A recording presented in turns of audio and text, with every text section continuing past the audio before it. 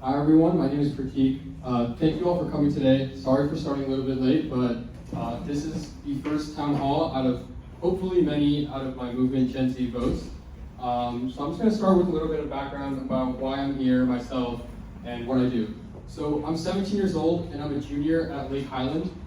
It's a school downtown by Mills and Colonial. I'm not sure if you guys are familiar, but just a little bit of background on me. So politics and policy was not something I was always interested in. My parents, as most of you guys know, are both doctors, and so I was mainly STEM oriented for the majority of my education, and I still am. I'm still interested in math. I love to do computer science in my free time and in school, and those are one of the most academically focused things I do. But in middle school, I joined the debate team, and I started traveling around nationally from Harvard, Atlanta, Lexington, Kentucky, and almost every single state in our country to participate in debate tournaments. In the debate event I do, it's a one-on-one event in where the committee, the NSDA, releases a topic every 2 months. These topics range from different domestic and foreign issues. Right now the topic is about US military presence in the Middle East and whether or not we should keep our presence there or remove our presence. And every 2 months we debate these topics. We're forced to debate both sides of the topics, do research, and present cases on them. Through that, I was more interested in policy, in the world around me, and how to actually be able to influence that. I believe, compared to the other people I met, that I had a diverse range of skill sets and skills that I could be able to contribute to my community outside of just STEM. So that's where, in about sophomore year and freshman year, I started joining clubs. And I initially started in DC, where I got an internship for a couple of weeks in the office of Representative Krishnamurthy. He's a Democrat from Illinois. And while I was there, I was able to really just understand how DC worked. I know I'm slightly more educated than a lot of people, especially my age, but even I did not know exactly how the different levels of our government works, how the separations of power works in our government, and the different stages of the process of how a bill becomes legislation. And through there, I was able to really understand that I could, impact my community in different ways, and that's where I started trying to work more. And that's where this year I was interning on the select committee on the CCP for a couple of weeks. That was the same committee that actually brought the TikTok bill to the floor, so I was able to see the bill get voted on, the bill get passed through the House, and get debated about and negotiated. So in terms of my goal for my movement and why we are actually here today, the thing about this year, it is a pivotal year in our country. There are 41 million votes of the Gen Z, and 8 million of those, so about 20% of those votes, are going to be new votes. Out of those out of that 20%, about 50% are racial minorities, and out of the whole 41 million percent, about 45% are racial minorities. So this year is really a pivotal year in terms of our country, in terms of the electorate, and in terms of who is actually voting. Given that, though, I saw 2 major problems out of all my experience interning in DC and all my experience there. The first is that there's a lack of education. There's misinformation, and people don't understand different political issues, and what those things mean. Like what is happening right now in our country, what is happening abroad, and how we can contribute to that. The second was that there's a lack of motivation. People hold large skepticism about what is happening in our government. Why do we care about these 3-letter agencies? What do they do? And what is the bureaucracy that plays into everything? These 2 things I found makes it really hard for people to access politics, because most people know that it's a big thing that affects our lives, but nobody cares. Nobody wants to get involved themselves, everyone stays in their own lives. So I decided to start my own movement, Gen Z Votes, which is to motivate people to engage themselves politically and also be open to disagree. And like I said, a couple of different ways that I'm doing this right now is through my YouTube podcast. I go around on the street just interviewing random people. You can see if you go to the link here, I was in Harvard a couple months ago, and I just basically go on the street, ask people, are they going to be voting in the next election? Why are they not voting if they're not voting? Why would they be voting? And what interests them? And so I really think through different dialogue like that, open dialogue, where there's not that much stakes involved, we can really get people in the community to actually want to involve themselves.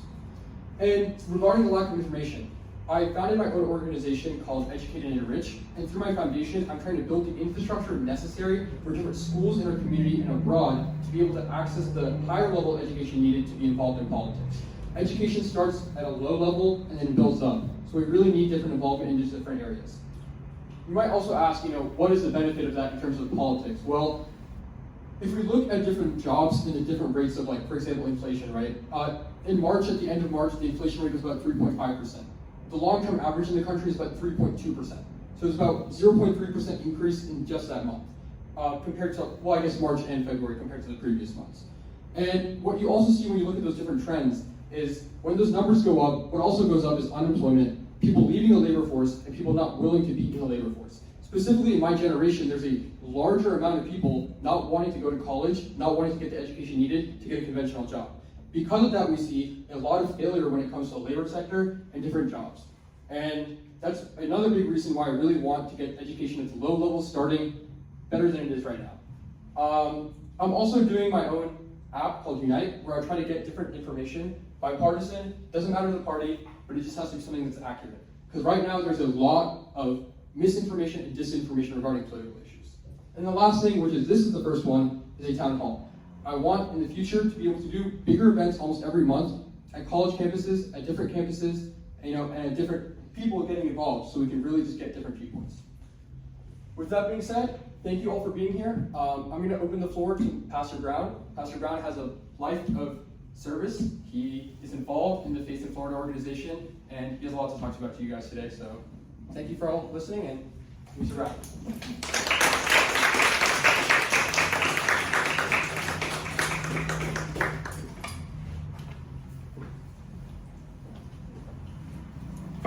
Thank you, Pratik, and I hope that round of applause was for this young man, Yeah.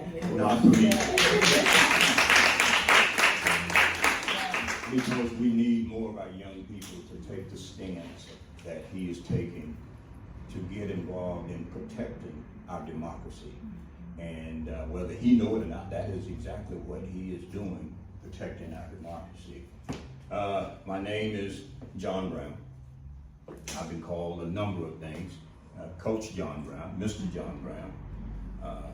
I've been called worse than that. But I did 42 years in the school system in Lake City in Columbia County, where I coached football, basketball, and anything else that needed to be coached. I also directed the Special Olympics for Area 4, which included a number of counties up in North Central Florida. And with having that background, once I retired, I got called into the ministry. So I pastored a AME church in Gainesville and has been doing that for the last 7 years. One of the things that we feel strongly about is the political movement within our communities. And a young man called me one day and said, "Brown, how would you like to be involved in Faith in Florida?" I said, "What is that?" Because I do have faith in Florida. So we went on, and he said, "Can you be on a call, a Zoom call, at 2 o'clock?" And I was, and when I heard some of the things that Faith in Florida was all about, and it's all of those things that he talked about. If you will, in your spare time, if you would just Google Faith in Florida and see what our platform is about, and I think you would be impressed. We have a couple of category of people that work for our organization. When I say work, it is volunteer work, but it is work. I'm what we call a fellow. And as a fellow, my job is to do voter registration, voter education, voter mobilization. How many of you registered to vote in here? Raise your hand if you're registered to vote. Wow. That means you got some work to do. Because there were a lot of hands that did not go up. And when we talk about voter registration, there were some people, and I don't want to single anybody out, there were some people that did not raise your hand. And I don't know why you did not raise your hand, why you did not register to vote.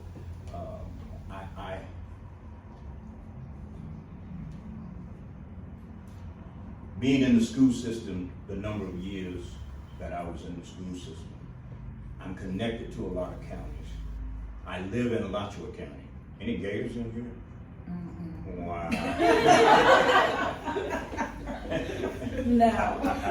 I live in Alachua County, and I worked in Columbia County, which is the next county over. And the principal at my high school, where I retired from, became the principal of Hamilton County, which is the next county, the last county north in Florida. And then the assistant principal became the principal in Bradford County.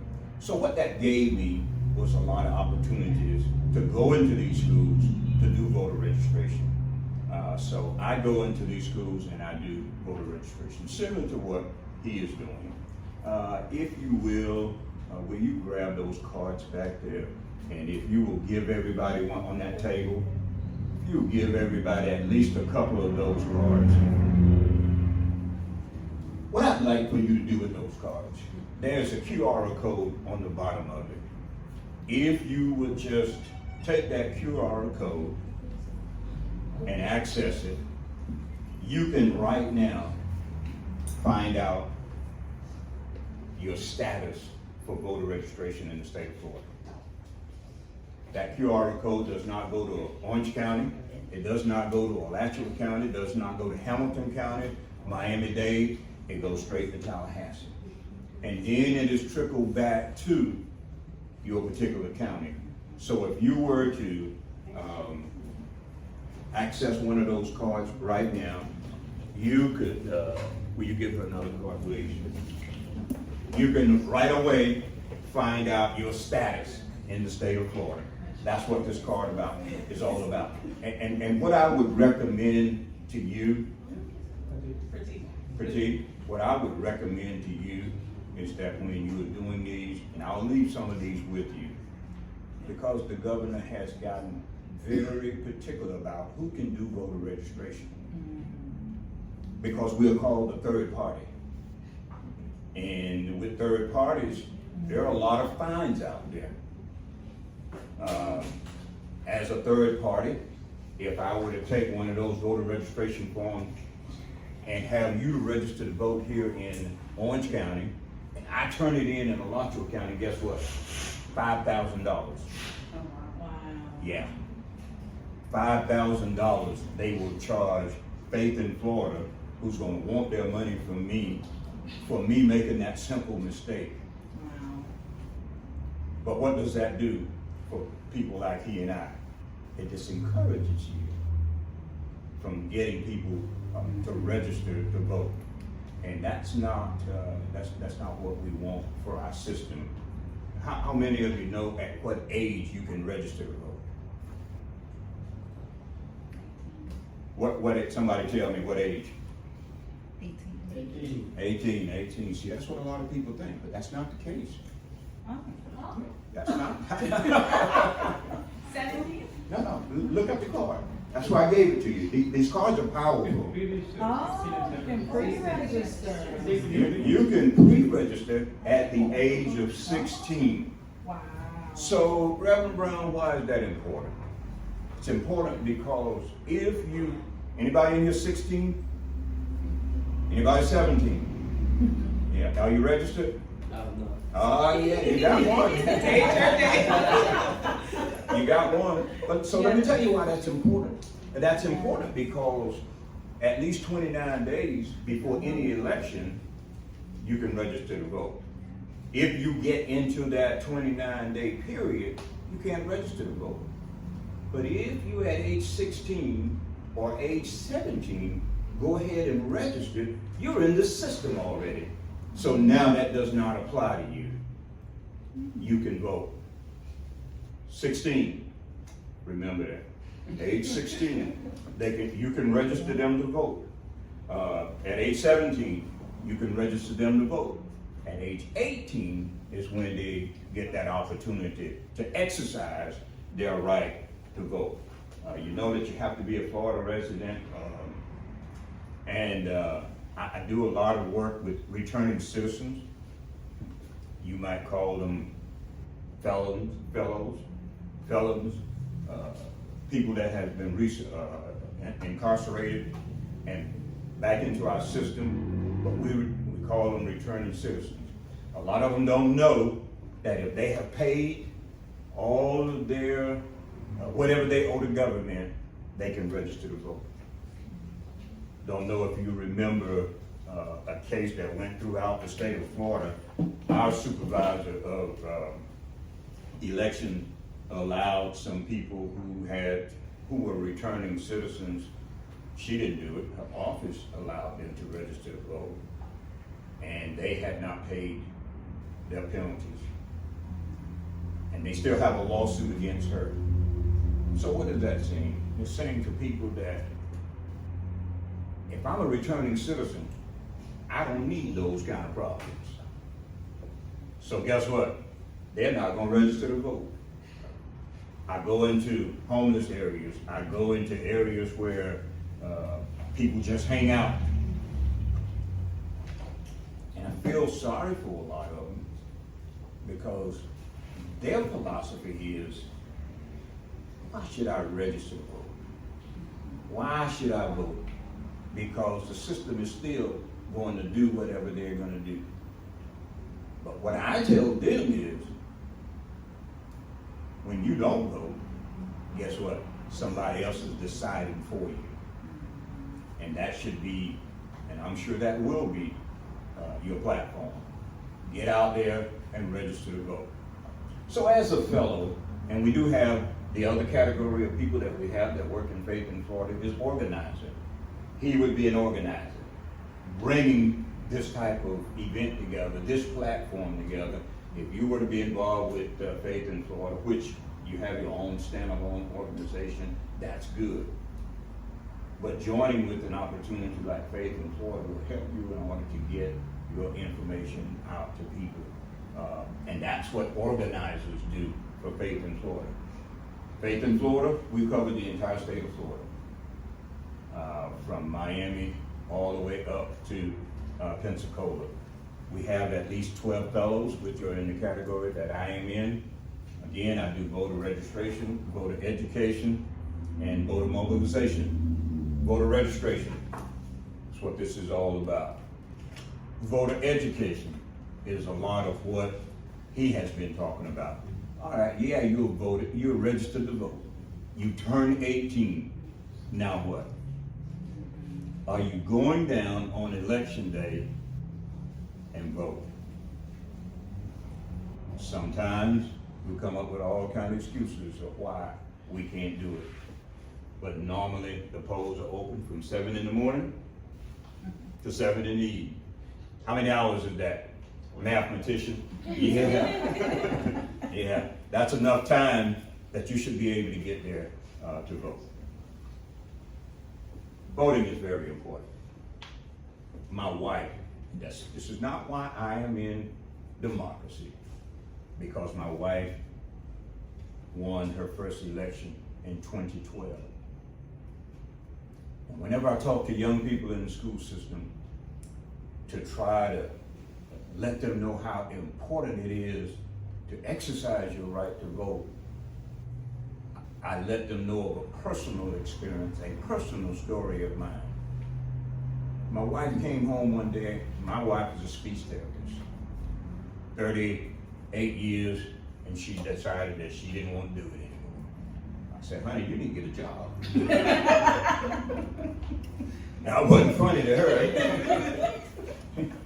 So she came home about a month later. She had this big packet in her hand. She said, you said I need to get a job. Will you be my campaign manager?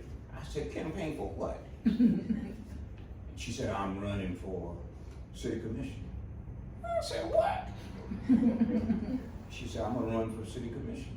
Where did this come from? Well, with all the things you do in the community and all the things I do in the community, I think I got a real good platform. Being in the school system, I'm gonna run. She ran. True story. She won by one vote. Wow. One vote she won by. That's how important a vote is. And we just had elections on Tuesday. Long story short, she didn't have any competition, but the two people who ran for a different seat number 4, the young lady that won by 20 votes. Votes are important. Voter education. Why should I vote? Because you live in this country. help shape this country.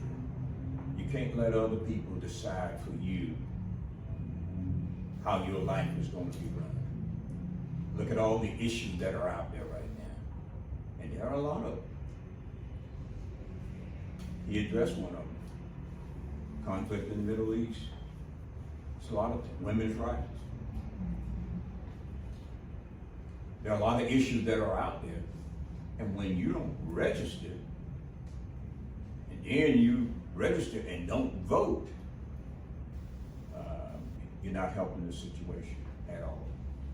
And the other thing that we do is, that I do in my capacity with Faith in Florida is voter mobilization. What is voter mobilization? You got people who registered in the schools, and you got people who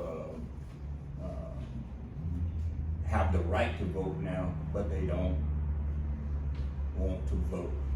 We have early voting. In early voting, we try to mobilize people to go to the polls to vote. The day of voting, we have people, year before last, I did a Souls to the Poll event in Gainesville at the University of Florida, which is a community within itself. One in the city of Gainesville, and then one in Lake City. Got a 65 passenger bus. We had an event similar to this,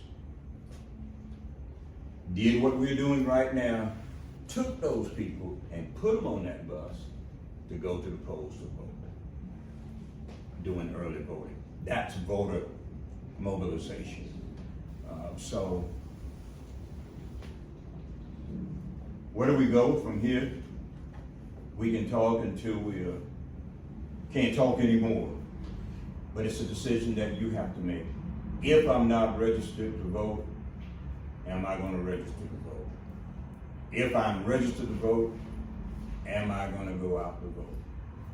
So you've heard me talk for 2 or 3 minutes. So I want to hear you talk. And my question is this: voter education. Well, let's go back. Voter registration, voter education, voter mobilization. Which do you think is the most important? Think about it for a minute. No, don't think that long. Think about it for about 15 seconds. Voter registration, voter education, or voter mobilization. Which do you think is the most important? Education. So, those of you that think it's voter registration, let me see your hand. Don't be ashamed, don't be ashamed. Okay, those of you that said, no, don't be looking back at folks. And you all up there, don't be looking at folks. How many think voter education? Okay. How many think voter mobilization? Okay. So, I'm going to pick out 3 people. 2 of them going to be pretty easy. There's only one said voter registration. Why do you think voter registration is the most important? From what I could understand is voter registration is to register to do like the vote, and I think like the first step is always the most important one. That which will lead to many, like, I feel like the first step is like the biggest one, because after that you're already in it, you know what I mean? So in my opinion, that's what would be the most important. Okay. And you know what? That's your opinion. Yes. Nobody can take that. It's just like voting. Nobody can take that away from you. One of you that had your hand up for voter education, somebody tell me why voter education. Why you voted for voter education? If you're informed, then you will register, hopefully. If you're Okay. educated and you understand the importance and why you're doing it, then you will register and ultimately vote. Okay. Anybody else? And it goes back to the prime example where we all thought, well, not we all, but I did. You had to be 18 to register. So just having that education, that information, a lot of times you don't know what you don't know, right? So the education gives you the ability to take the information in, and then now, like, if I don't understand or know about registration, I need the education aspect before I can get there. Okay. Okay, voter mobilization. I know who you were now. Why voter mobilization? She said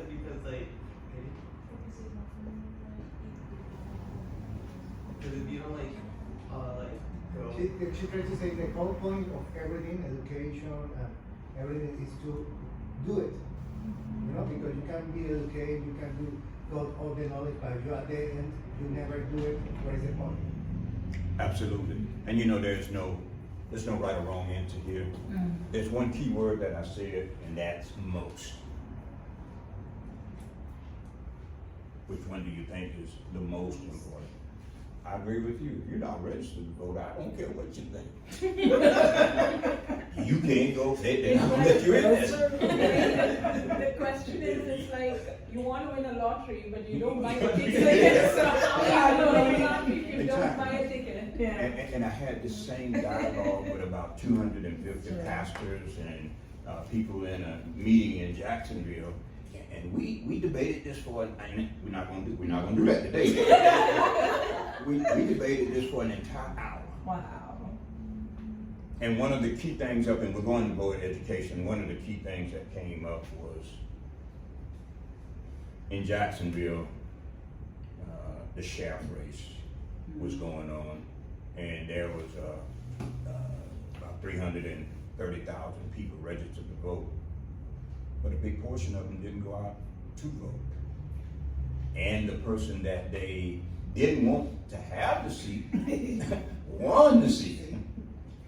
So now in Jacksonville, they're really trying to get people out to educate them on why they need to get out and vote. But for those of you that raise your hand for voter education, I'm a firm believer that, what's your name? Israel. When Israel registered to vote, he knows his responsibility. He knows that in local elections and state elections and national elections, he need to get out and vote. Israel know that. Is he gonna do that? It depends on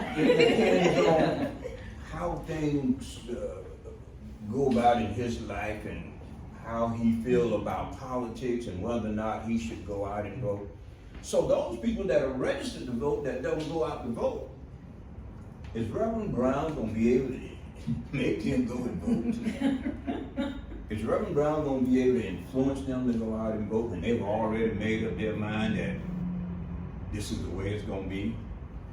Can this young man at 17 years of age, who's excited about getting people registered to vote and getting them educated about voting, getting them to the polls to vote, is it going to be a bad experience for him? Those are some things that, in this line of work, that we consider and we think highly of. Voter mobilization. There are a lot of elderly people that need help getting to the polls. There are a lot of churches that provide their vans. And I think, it's important that we try to meet those people where they are. If they don't have means, even in my church alone, there are several people that don't drive anymore. But they can still vote if they can get to the polls. So it's important that we be able to do that, to be able to provide transportation. They may not come to Bodilly Park downtown Gainesville to a festival to hear a lot of music and eat a lot of food and then go vote. But if you can go to their house and get them, take them to the polls, they'll go. So those are the things that make me work as hard as I work. I came down here last night from Gainesville, had an event at 8 o'clock this morning at my Masonic Lodge. But when Shanae told me that this was going on, I put it on my calendar right then. Nothing else, no other question. We don't need to talk about it. Yeah, we did. When I just said you need to be here. when we said this right here, Yes, I'm going. yes. Because your vote does matter. And if you don't get out there and vote, guess what? Somebody else is gonna decide something for you. Now I have a video as well, and we're gonna try something. Shanae, if you'll help me out here. We would like for you to be able to see and hear.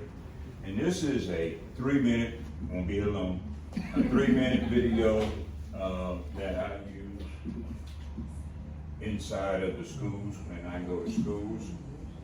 And the reason I use this video is because it's got some rap music on there. And I mean, it's watch Sinead. It's about getting attention, you know. And I'll say this: in Columbia County, where when I go into the school system, I come out with at least 120 to 150 registered voters. Wow. The supervisor election officer go in there, and guess what? They only get about 5 to 10. What's the difference? The difference is capturing their attention. Things like this. The difference is going into the classrooms, going into the civics classes, and talking to the young people. And guess what? The teacher said, Reverend Brown, I'm gonna give you class for 30 minutes. Hey, she go to the break room, or she'll stay there with me, or he'll stay there with me. But you know, when supervisor election officers come in there, they grab one chair, sit by the guy in his office, and expect for a child to come up there and say, oh, I'm gonna come and register today. It ain't gonna happen. Not gonna happen at all. Sorry, Sinead, you've been in there for a while.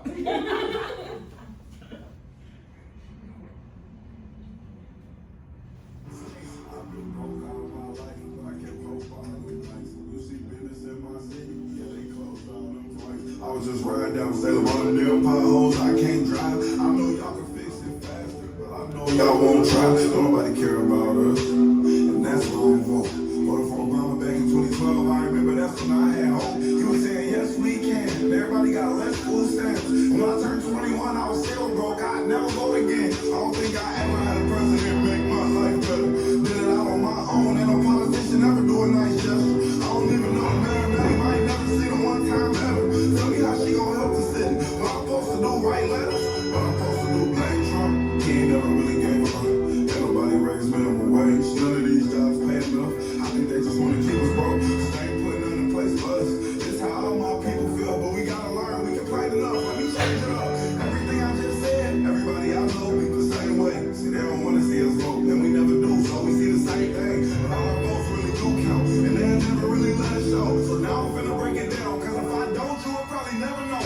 First thing first, you know back in middle school when they taught us, it was 3 branches of the government. We forgot it when we got older. It's the judicial, the legislative, and executive. Well, all we know is the executive. That's the mayor, or the governor, and the president. Now none of them 3 people make no laws, they just be checking them. The laws come to their desk, and all they do is say no or yes to it. So when the news station trying to tell us that Barack Obama couldn't put us on, we was out Saudi Alabama when it was the Congress members all along. We got to focus on the legislative branch, yeah, they the ones that make the laws. Yeah, they the ones right how much food stamp money you get on the car. But when people that wanted to help us wanted the job, I know they probably lost them. Cause we ain't even know their name, we ain't know their face, we ain't know it all. So the Congress or the state house, that's legislative, they make laws. So what we want from the president is what they do. Okay, y'all? See, they election every 2 years, but we don't never even go to those. The Congress they can raise minimum wage, but we ain't even really know it though. So you know how back in 08, when we all voted for Obama, we was all supposed to go back in 2010 and vote for the Congress. Cause they the ones make child support laws. They the ones choose if your kids at school get the East Steak or corn dogs. The state house make the courthouse. So if the country failed, then you can't say it's them, it's your fault. Cause y'all ain't know to vote for Congress members that was for y'all. And they don't gotta leave after 4 years, and we just let them sit. See, they don't wanna tell you this, they want you to focus on the president. Now the third branch is the judicial, that's judges. They the reason why John Crawford and Trey finally had justice. So when Meek Mill got locked up just for popping willies, we blame the judge and not the city.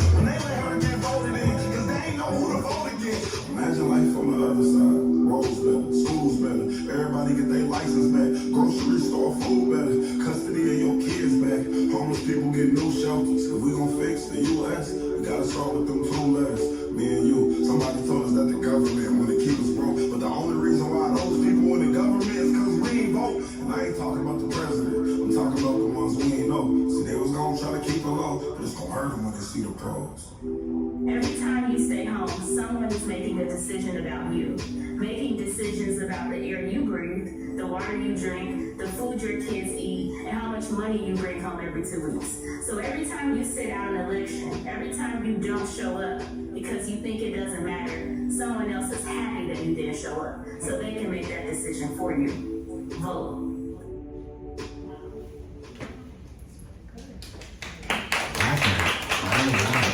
This morning,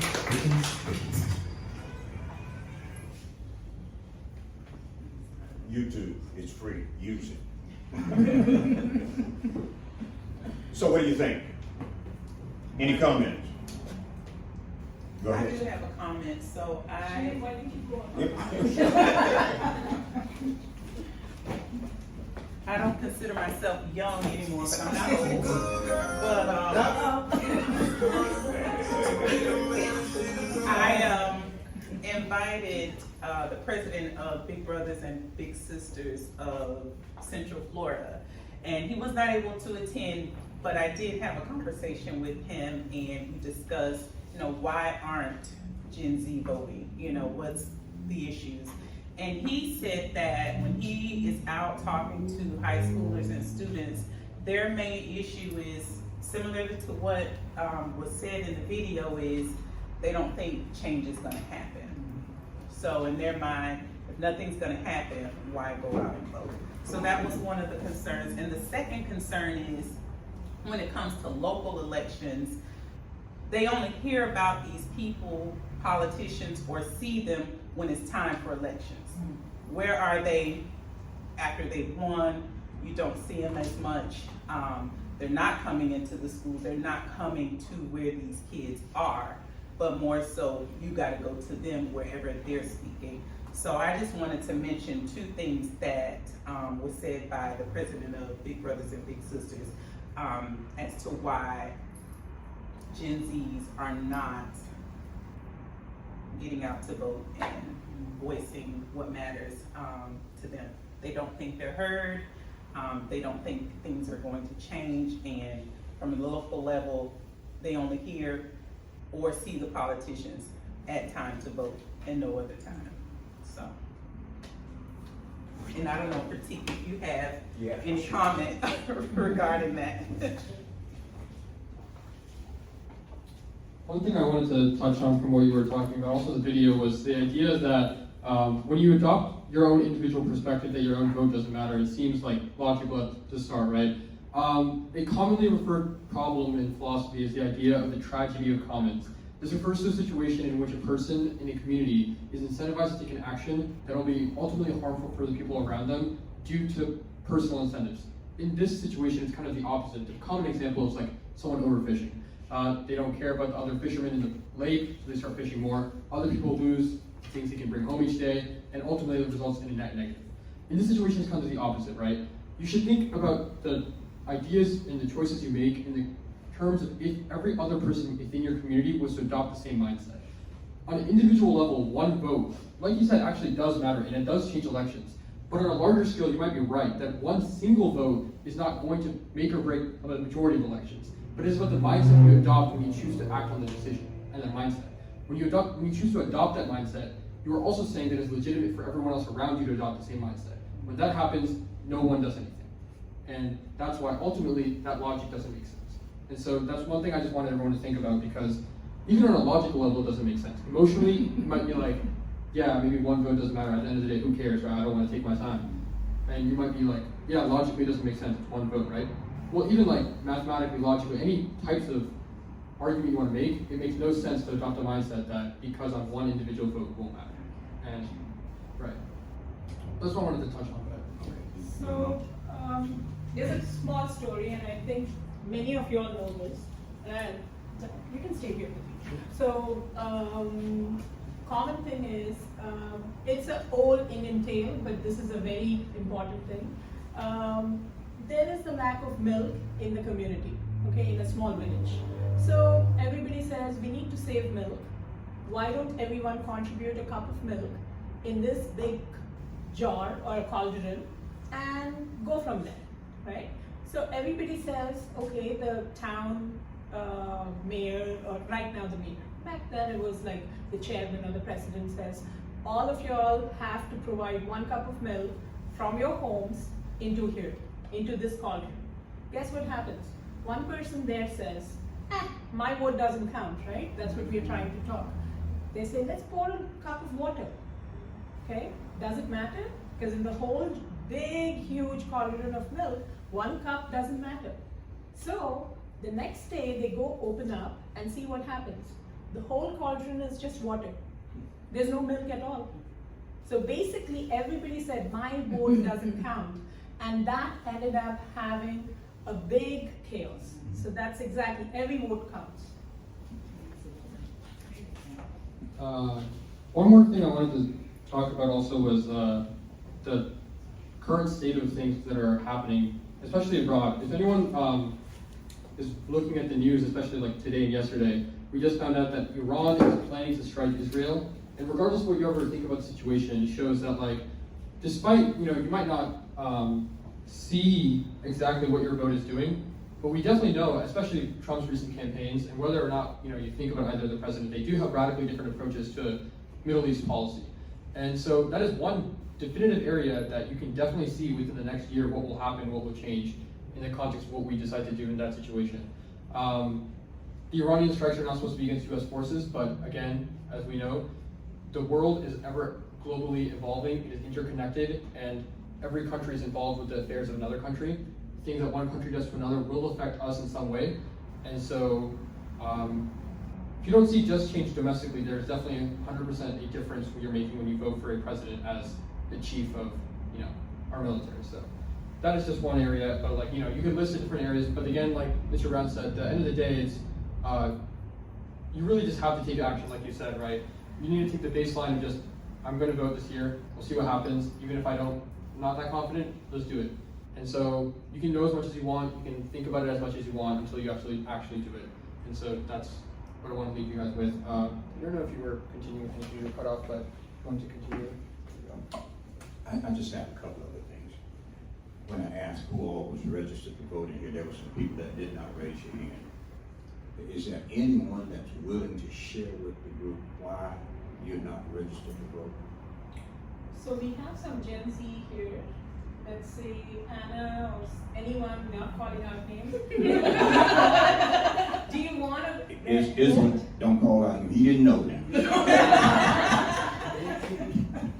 So do you want to vote? Yeah. You want to vote?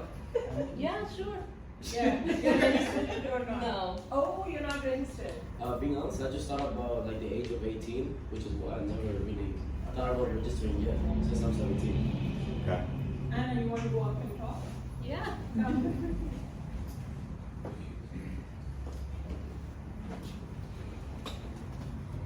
We were actually talking about it in the car. He was like, when can we register to vote? And I was like, I don't know, maybe 16. And he's like, that sounds false. And I'm like, okay. So we were talking about it, but I wasn't sure, so I couldn't be like, it's definitely 16, because I haven't really done research on it. But personally, I didn't register because, to be honest, that was my mindset, that my vote is not really gonna do a change, and that there are so many injustices that it just frustrates me that if I put my energy into something and I'm like, okay, I'm gonna be doing this because I want to see change and it doesn't happen, it's just gonna backlash at me being like, yeah, I did something and nothing really happened. But it's a mindset that connects us all that makes nothing happen. So it's definitely changed my mind, and I'll probably register to vote.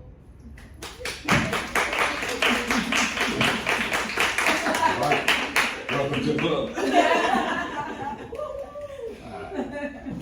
Got a question. Adrian has a question. Can I come up and say something? Yes, Please do. You gonna fill out this card? First of all, sorry for my voice. I just went to grab batch last night. So the same with the culture story and the fishing pond story that they said. I want to say a story of mine too. Is that something that they've said a lot to us is that, oh, that you're a grain of sand in a beach, let's say. Mm. And that kind of makes you feel like you're little, you know? But the way I take that story is that you're a grain of sand, and I just want to be in a part of a sandcastle, you know? Like, I just want to be the best grain of sand that I can in my life. No, I don't want to feel inferior to others. That's all I want to say. You want to go or not registered? Come on, go ahead. I think I'm hearing from what everyone's been saying so far, it's the same reasons of, why I didn't go register to vote and why, after this discussion and, going after the information, doing my research and seeing what's out there, what needs to be changed, it gives you a different perspective. So I collectively agree with everyone. So I'm in the same boat too, but I'm also considering to register. So. Okay. I just wanted to say one more thing. We do have a lot of food, drinks, desserts, and stuff like that, so feel free, obviously, to do that. I wanted to touch on one more topic I feel like we haven't talked as much about recently, which is that a lot of people, especially on different ends of the library in terms of like the things they like, think that the government doesn't matter because, for example, if I'm a mathematician, right, I'll just, do my math stuff, stay in that lane, whatever, right? What people don't understand is that the concept of government is to govern over every single issue in society, right? So like, we look at like healthcare policy, who's in charge of that? The government, right? They dictate what doctors, what happens to, professionals in the system. If we look at Apple, for example, right? The antitrust stuff right now. The judiciary is going to be ruling over that soon in court cases over whether or not Apple has too much market share, right? Same way with the president, executive orders, things like that. So almost every topic that you're interested in is involved in the government, and it requires people with expertise legislating. It's either going to be people legislating with no idea of those different sectors, or it's going to be the people who are like you, who are involved and who understand those things, making those decisions. So again, it's regardless of the things you do, it should be a duality in your life. It's not, I'm going to be a political activist, I'm going to be an activist in my community. It's, I'm going to do X thing and then also become an activist within that category because I know the most out of everyone else. So, yeah, that being said, if you don't have other things to say, I just wanted to say, the first thing is, whoever's not registered, if you want to, obviously we can't make you, scan the QR code, scan the things on your phone, you should do that. The second thing is, I'm gonna be here for any questions. I would invite anyone like you who would like to talk. So Maya has something to, the young Gen Y voters, they want to come up and talk. Maya, go ahead. Pre-registration.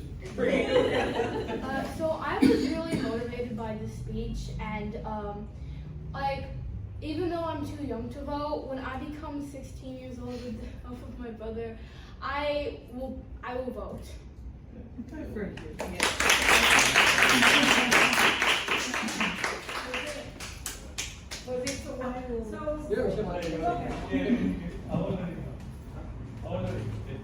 Okay, one more thing. Not want the mic. I have the teacher voice, so I don't need the mic. I said I was not going to talk, but anybody who knows me know I will talk. That's what I do.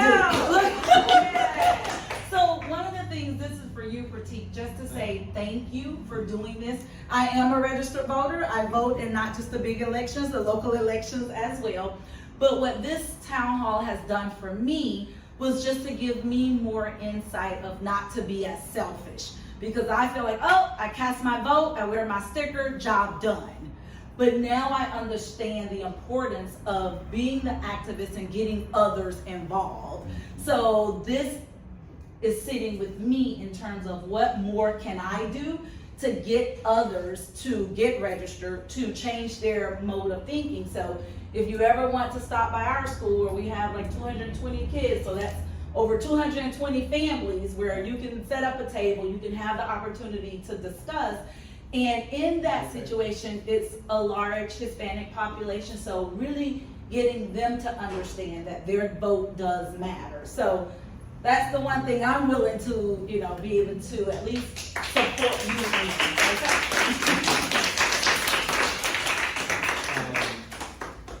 Like you said, yeah, everyone knows at least their family, they have a couple friends, so everyone here should involve themselves with those different people because, like we said, the number of people you know, it can exponentially grow how many people are involved, and so that's really important.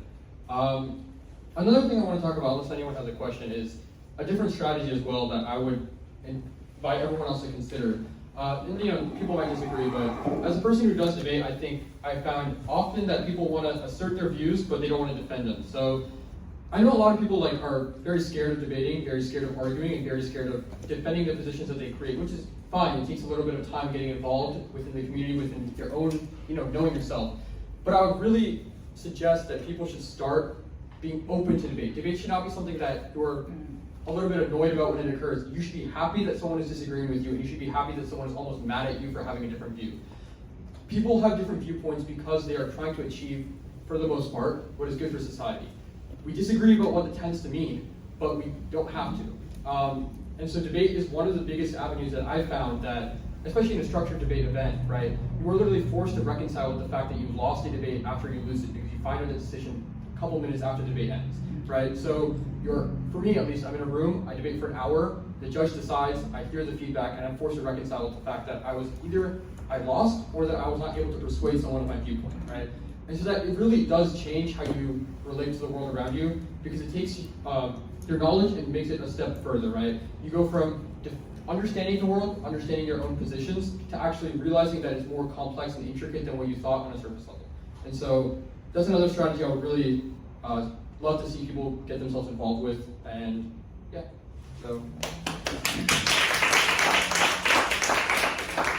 And the strategy, my ending strategy, is you open the door for it.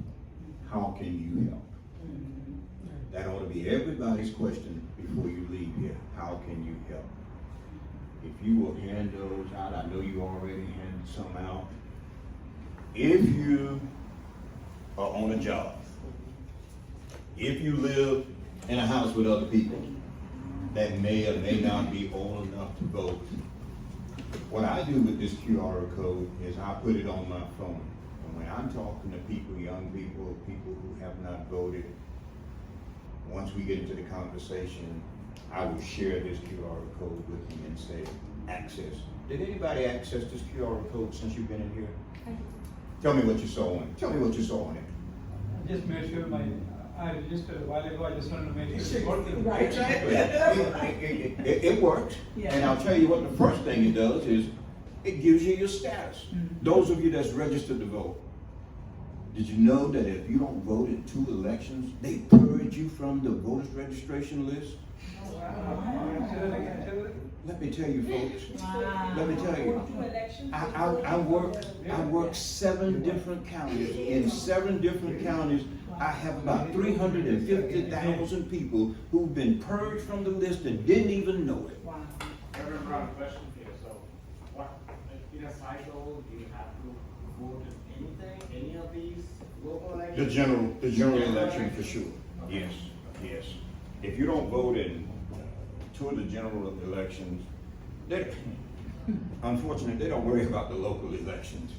But the general elections, if you don't vote in those, then they're gonna take your name off the list. Guess what? They say you don't care. So they're gonna take your name off the list. I graduated from high school in Sanford. My graduating class was the last class of Crooms High School in I called a friend of mine because I was looking at the list for Seminole County and his name was on there. And his name happened to be Donald Brown, real good friend of mine. I said, hey Don, are you registered to vote? Man, John Brown, yeah, I registered way back in 1972. So guess what? I'm not registered anymore. And he wanted to argue with me. When I sent him the documentation that he was not registered, he was upset.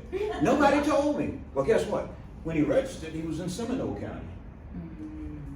He left and went to New York and came back to Orange County. And now he's in Marion County in Ocala. So he's thinking he's still registered. So that's one of the things on here that you can find out when you access this QR code. You can find out your status. If you've been married and your last name changed, you need to take care of that on here. If you've moved from one part of Orange County to the other part of Orange County, you need to go on here and take care of that. lot of people don't know that and think that they are registered. And the biggest thing that I've been doing in the last couple of years is, you know, they got to where they were checking your signatures. If your signature did not match, they were throwing them out. So with those forms that we don't use anymore, I don't use the forms anymore. I have them, I have about 200 of them, but we don't use them anymore. And I suggest to you, don't use them. Use this. Why? Because it goes directly to Tallahassee. And it comes back, if you're in Orange County or Seminole County, it's gonna come back to them. If I were to use one of those forms, again, and I take it to the office and there's a problem with it, they're gonna be looking for John Brown. Because John Brown is a third party and registered as a third party. And they're looking to stop John Brown from registering folks to vote. And the other thing, the last thing that you can do with this, those of you that are not registered, please access it and then go ahead and get registered to vote. Amen? That's all I have.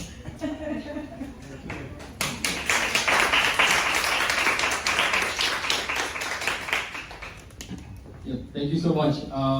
So again, we have a lot of food, we have desserts, we have drinks, stuff like that. So please feel welcome to anything. I'll still be here. If anyone has questions, I'd love to open the floor right now for anyone to make any statements, talk, generate any discussion if anyone has any questions, stuff like that. And yeah. But again, if you're hungry, then just move in there.